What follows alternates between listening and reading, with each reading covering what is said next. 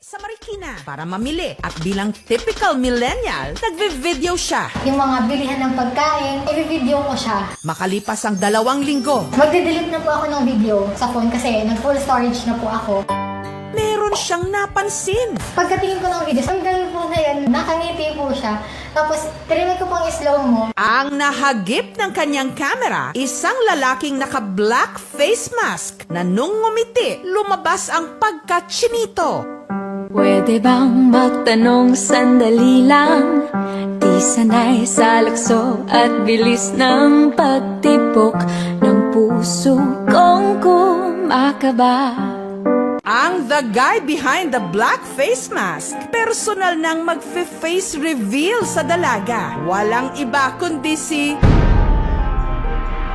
Joseph. Ay!